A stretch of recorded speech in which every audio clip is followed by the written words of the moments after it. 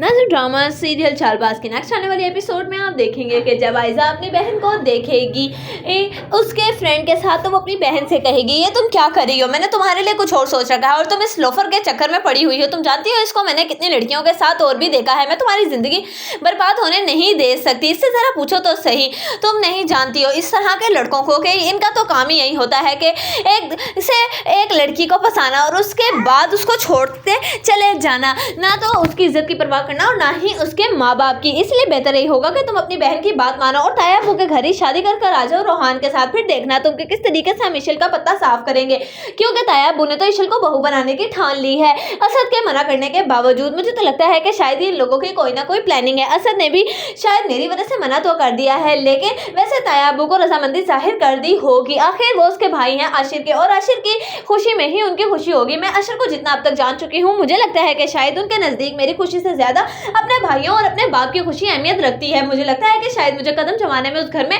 थोड़ा वक्त लगेगा, लेकिन देखना मैं कदम एक ना एक दिन जरूर जमा लूंगी और तुम्हारी शादी भी रोहान से करके तुम्हें उसी घर में ले आऊंगी।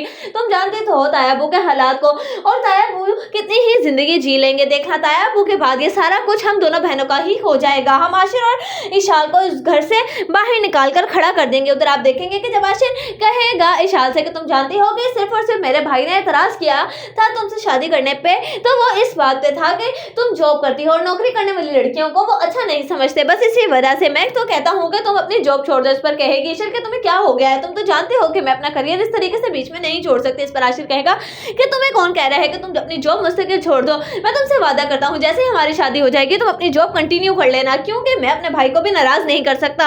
आखिर हमारी अम्मी तो थी नहीं, हम तीनों भाइयों को हमारे बाप ने मिलकर पाला है और मैं नहीं चाहता कि अब मेरे बाप का दिल टूट जाए। हम तीनों भाइयों को इस तरीके से जुदा होते देख के ना तो मैं तुम्हें छोड़ सकता हूँ, ना ही अपने बाप और भाई को। इस पर इशल कहेगी कि ठीक है जो से तुम कहते हो मैं करने के लिए तैयार हूँ, लेकिन एक बात याद रखना कि मैं